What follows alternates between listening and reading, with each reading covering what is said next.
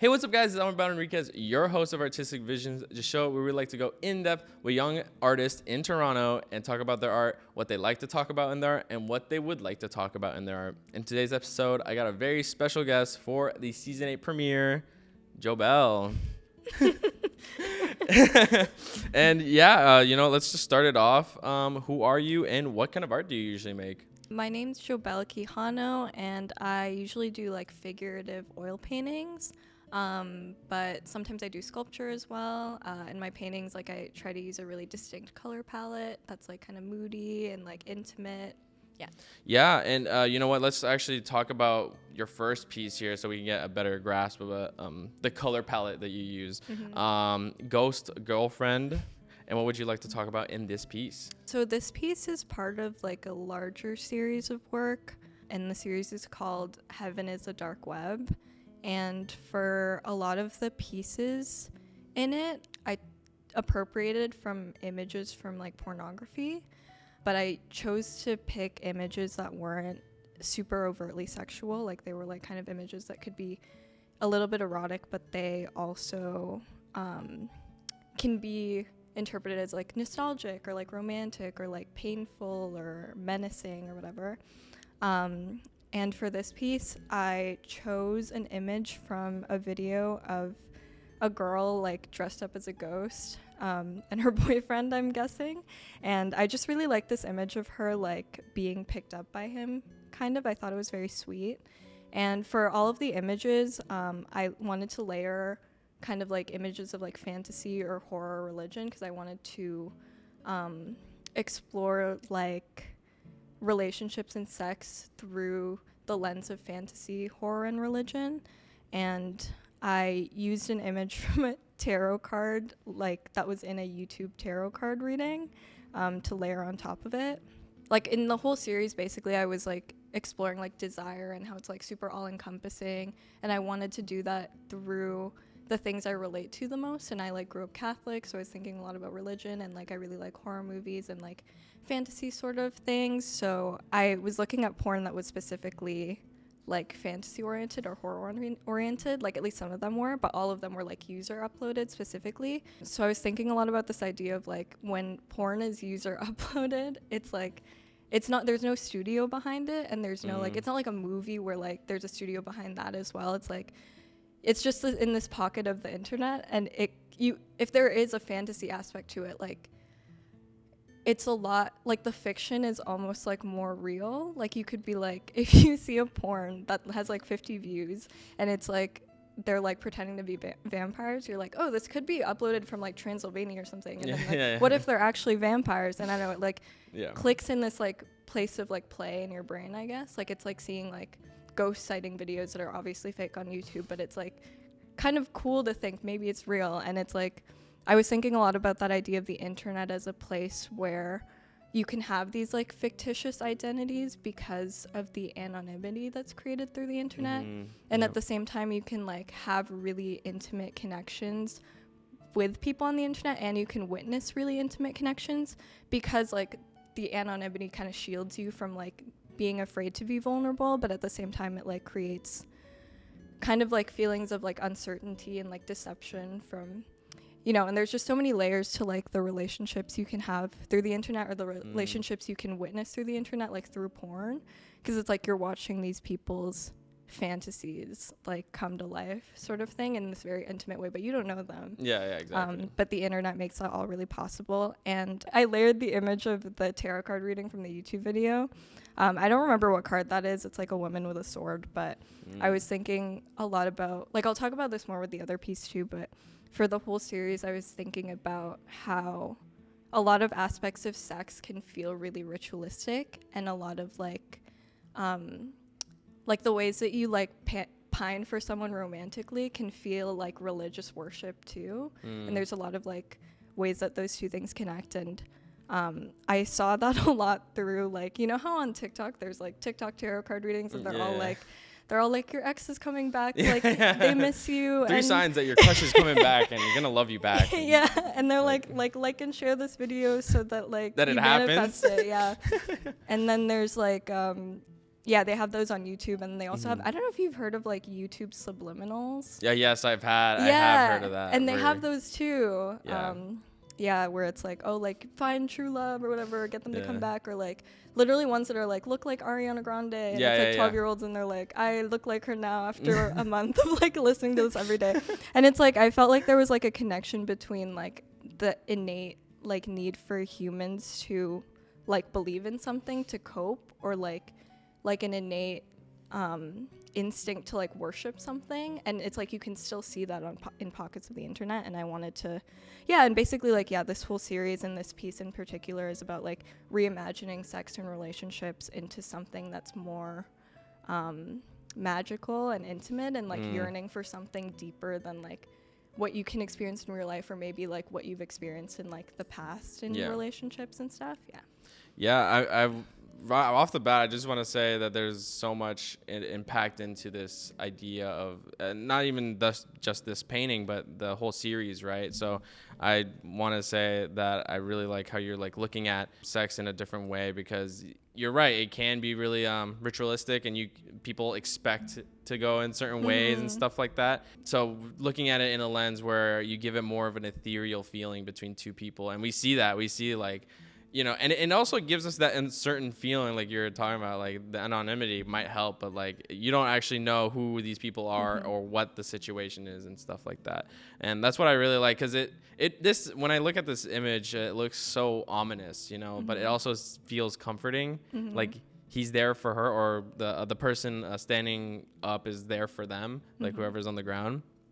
But you actually, you know, it still feels dark in the woodsy area, you know, like why are they there of all places? So, you know, there's a lot of different things I started thinking about with your piece, and, you know, hearing that you're trying to look at it in a fantasy way really gives more of that like ethereal feeling. It makes sense why it looks so ethereal and so pretty, and I really love the colors as well. This cold like blue is like throughout this whole piece is just so, it's just so nice to look at, and like calming, like I was saying, and I think that adds on to that. And I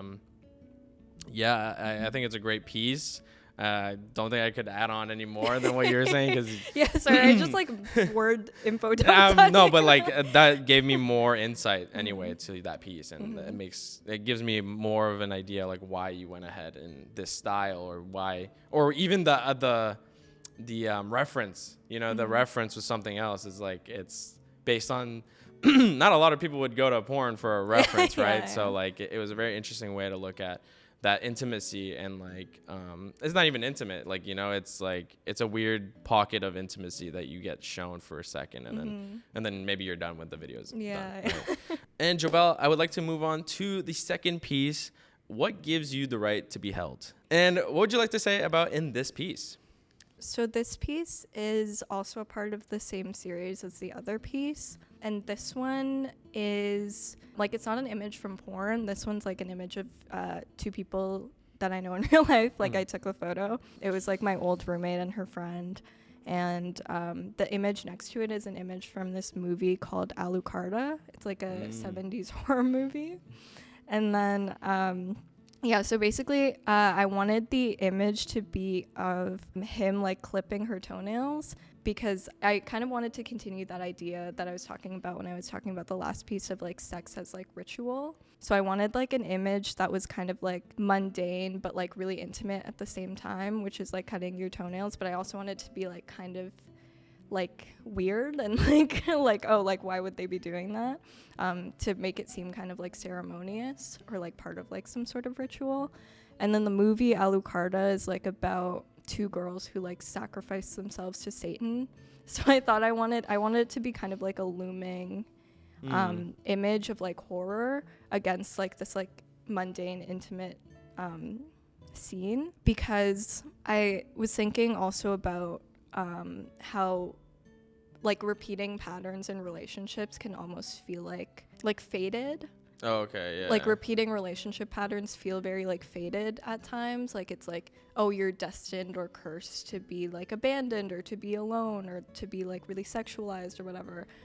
If those things, like, constantly occur in like the relationships that you're in. So I wanted it to be like a looming omen of like things are gonna go wrong like within this like mundane scene of intimacy.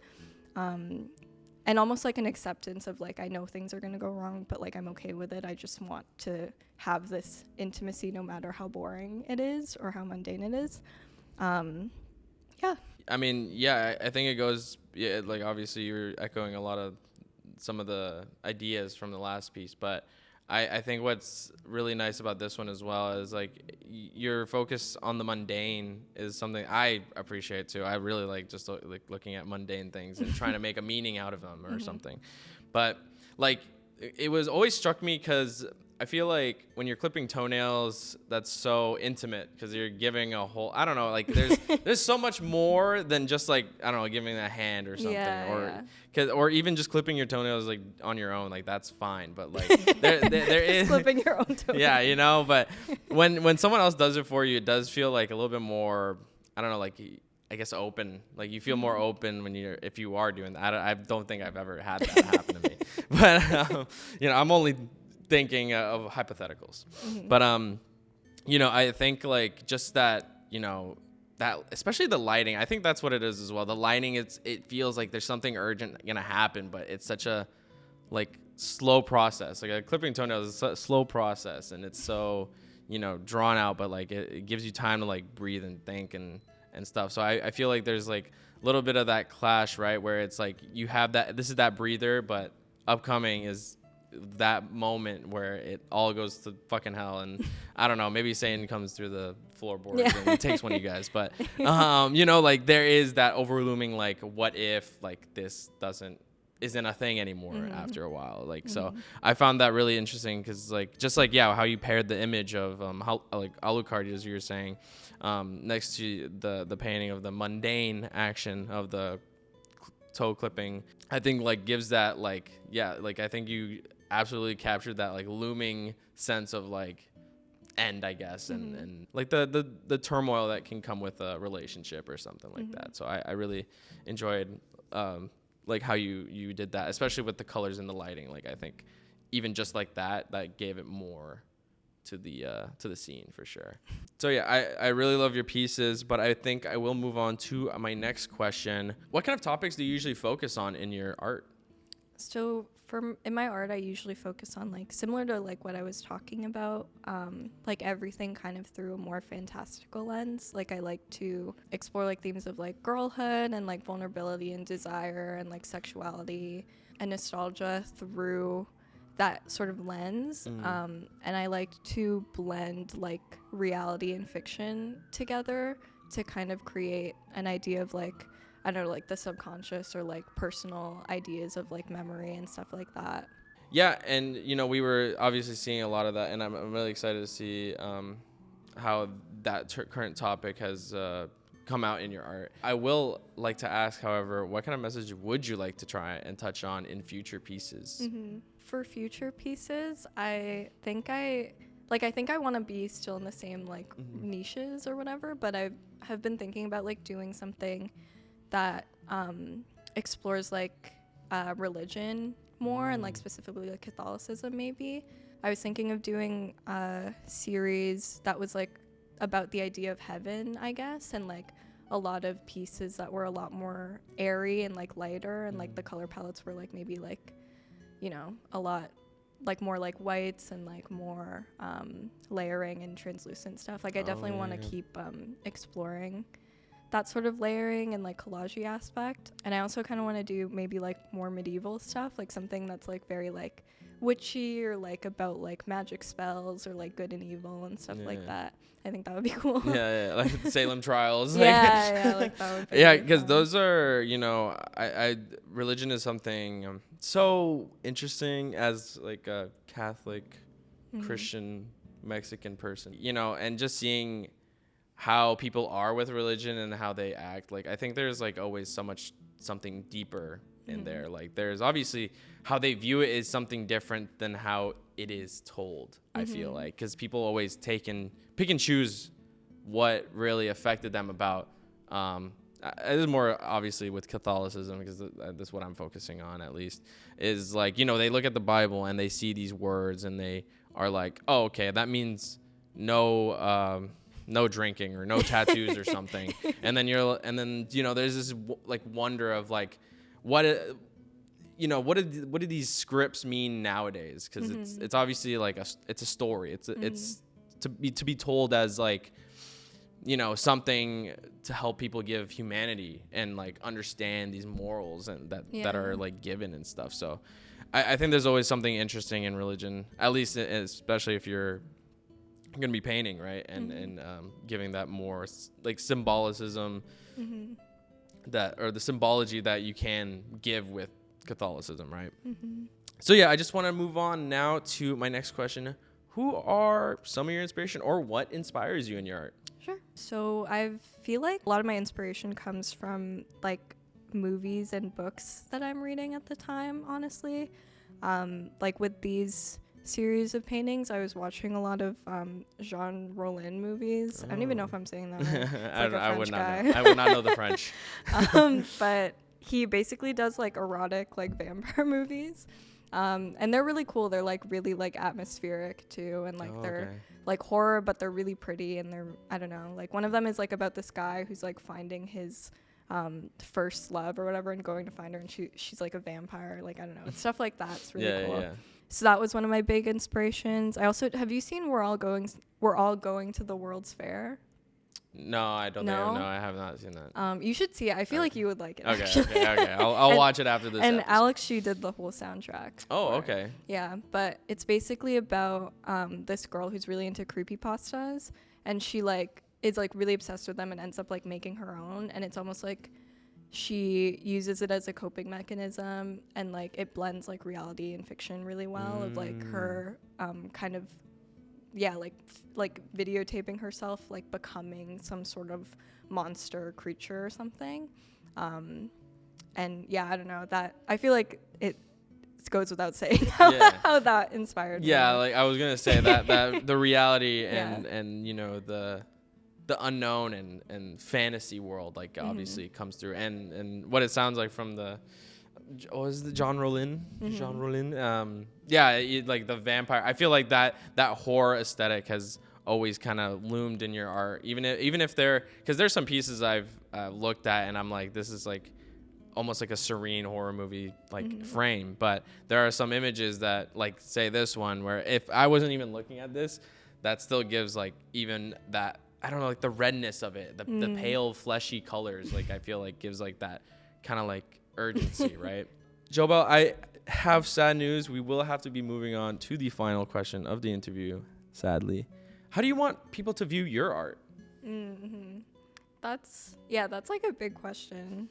I think like one thing I feel like I can talk about for that is a lot of people think that like my art is, I don't know, critiquing religion in a way or whatever. Or, I don't know, but I don't really see it in that way. I think because I grew up like Catholic and stuff, it's more of just like exploring the things that I'm interested in, which like just happen to be like relationships and love and like sex, through the things I'm really familiar with, which is like, you know, like horror, fantasy realms of like media, and then like religion.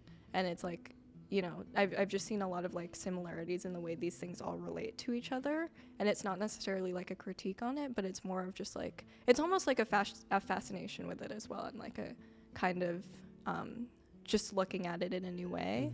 So I think I want people to see it like that, instead of like thinking it's like edgy, like like I hate God art. Like it's not. It's a lens that you view things through, and that was because of the environment you grew up in. It's not like it's not like you grew up with a hatred for it and you're like, you know what, screw this thing, I don't even care. No, it's that you are viewing these things that I feel like are kind of shunned in those kind of aspects. Like I don't know about you, but horror movies, like my parents didn't even let me watch because they were like, maybe a Satanist in it or two. But, you know, stuff like that where people like, you know, they start like, I think there are people that actually use religion to critique things, but I feel like you can do the opposite, but you also can do no critiquing, and you can add on. And I think that's what you're doing, is you're adding on these two different aspects of, like, yes, horror and, like, Alucard, the devil, but there might, but because there's that religion aspect, you're obviously talking about how ritualistic it is, like relationships, and you're seeing it through that lens. So we obviously know, like, there is that connection to you, at least. So Jobelle, I want to say thank you so much for coming on the show. But before we end off this episode, is there anything you'd like to plug, promote, or put out there for the world, to that camera over there? Joy, I feel so weird looking at the camera. Yeah, now you have to address the audience. I guess I would just plug, like, my Instagram, which is just, like, Jobelle Quijano, which is my full name. Yeah, it's kind of hard to. I'm not gonna spell it for you. It'll be on screen. It'll be on screen. Don't worry. Yeah. So that's really it. But thank you for having me. Of course. No, I enjoyed talking about your art and looking over it, and even getting a little glimpse into your mind about your art. And it was really, I enjoyed the talk a lot. And I thank you so much for coming on the show. And thank you for watching this episode of Artistic Visions. I cannot wait to see you guys very, very soon. Take it easy, and I hope you have a good weekend, or just a general day. Bye.